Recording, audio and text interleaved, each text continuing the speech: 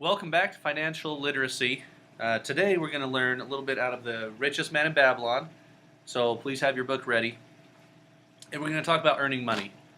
So going to the book first and foremost, if you open it up, I really like the headline there. If you can read it with me. A lean purse is easier to cure than to endure. And I truly believe this. One of the things that everyone here needs to understand is your actions predicate your blessings.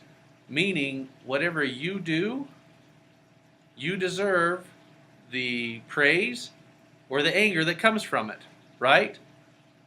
We as a society need to quit blaming others for our problems. And so, specifically speaking, financial literacy, if you don't have enough money, then you need to go out and get it. So a lean purse is easier to cure than to endure, meaning you can go out and you can fix it. It's easier to do that than to put up with it. All right, in the foreword, I really like where it talks about how our prosperity as a nation depends upon the personal financial prosperity of each of us as individuals. And what that's talking about is a simple fact that you are responsible for whether or not you have any money. And if you have money and you're responsible and you're conservative with that money, then you can help teach others that way. And in the future, if you become teachers, if you become city councilmen and women, if you become a representative, senator, or even president of the United States, imagine how much better off our country would be, no matter which country you're a part of, if all of the leaders understood the basic principles with financial literacy, if they understood how to do a budget, if they understood how to make sure that they never spent more than they earned. It sounds like very simple logic, right? However, that's the reason many countries are in trouble today. Flipping through, it says, Babylon became the wealthiest city of the ancient world because its citizens were the richest people of their time. They appreciated the value of money. They practiced sound financial principles in acquiring the money, keeping money and making their money earn more money. They provided for themselves what we all desire, incomes for the future. That is all our goal. So let's go through here. And in chapter 1, and this will be your homework, it talks about the man who desired gold. Now, how many of you desire gold?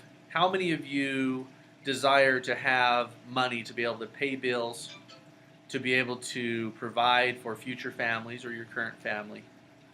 I really like how it talks in here. It says, Bansir, the chariot builder of Babylon, was thoroughly discouraged.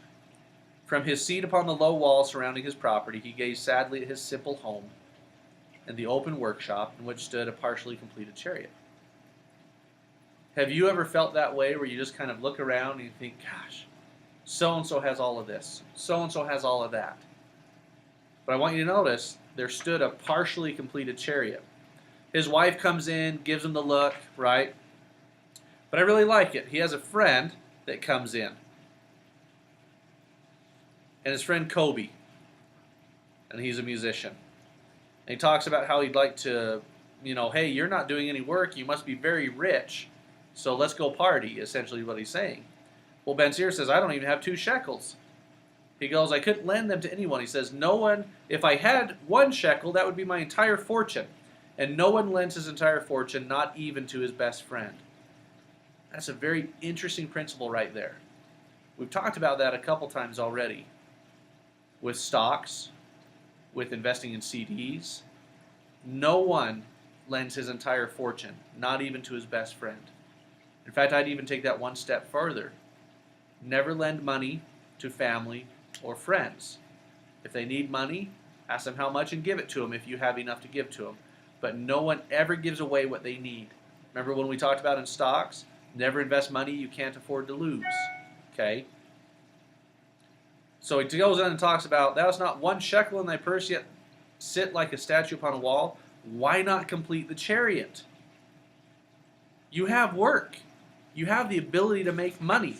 These are very, very important things.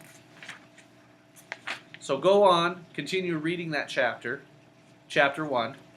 That will be your homework assignment for this video. But let's continue talking about earning money. Money's what we use to conduct commerce, right? You have to pay money to get services in return. You can't show up to McDonald's and just say, hey, I need a hamburger, and then they give it to you and you don't pay. And if you found a way to do that, please contact me, because I love McDonald's hamburgers. But I've always had to pay for mine, right? When I was younger, I mowed grass for my neighbors, and I got paid money. Then my best friend and I, his name was Spencer, we decided we're going to start washing cars. So we went around and we started washing cars for our neighbors because we understood the value of money. Later on in life, when I was 14, I started working at a local amusement park. That was pretty fun stuff. But I understood that I needed money to get the things that I wanted. My parents' money was not my money. That seems to be a big problem we face in society right now. That everybody thinks that, well, my mom and dad are rich, so I'm rich, right? I'm here to tell you a hard truth. Wrong. If you're dependent upon your mom and dad and their riches to give yourself value, then you're doing it wrong. You need to earn what you need. That's how you get that sense of pride. When I grew a little bit older, I worked construction. And I remember how much I loved looking at things that I completed. When these homes were built, I looked at that. I remember I would bring my girlfriend, we'd drive my little truck up. I'd say, look at that. And she was so impressed. Big, huge, fancy homes. It wasn't me who built the whole thing, but I was a part of it. I took great pride in knowing that my hard work helped create that. Now in my job, when loans close, when businesses flourish, I take great pride in that, knowing that it was my hard work that helped create that.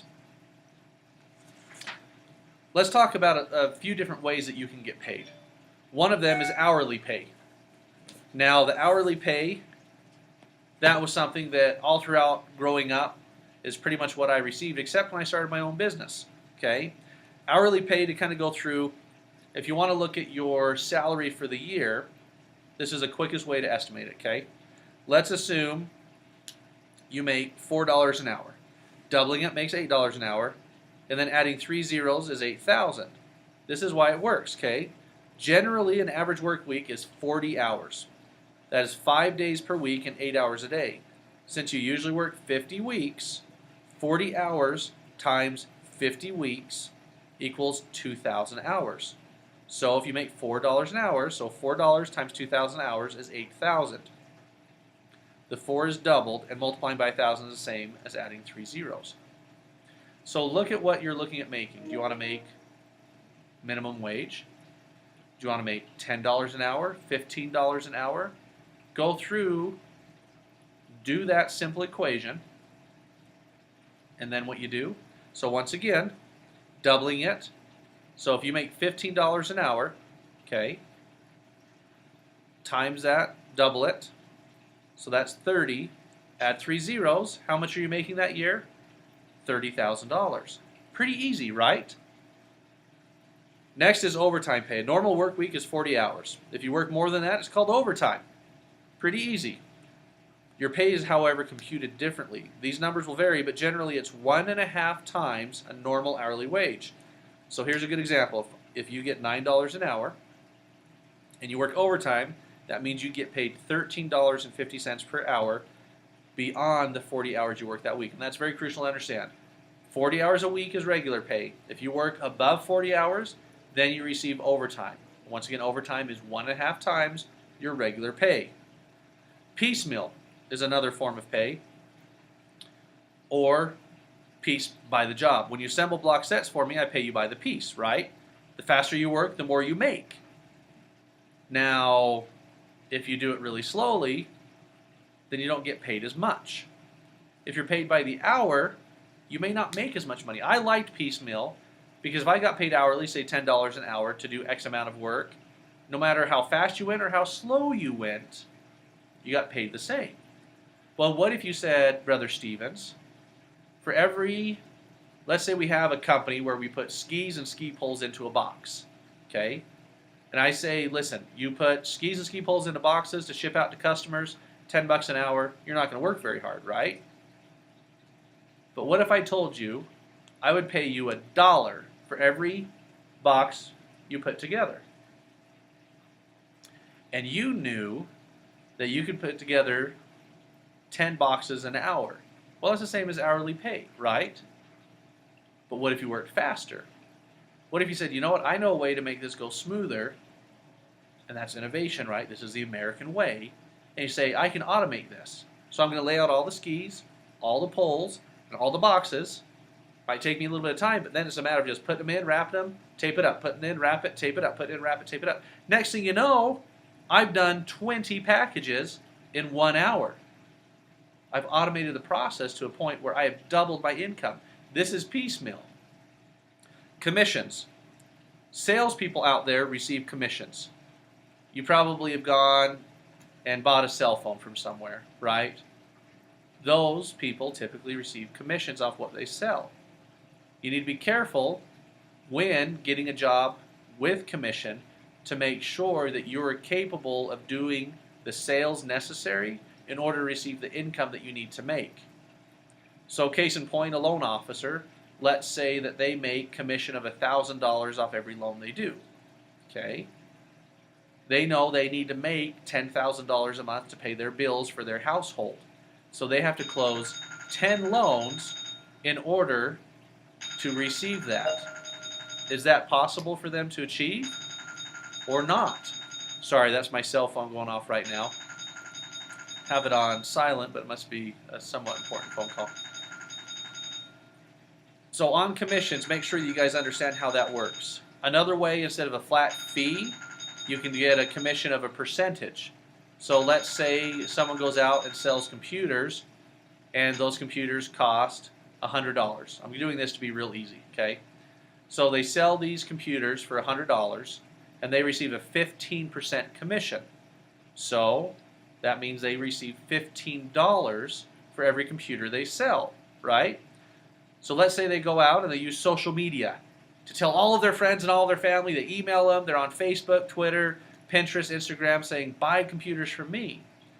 Well, you know what? That could equal into a lot of money. So now off those commissions, they sell $10 or 10 computers a day. That's $150, right? They've also earned more than $15 an hour if they only work 8 hours.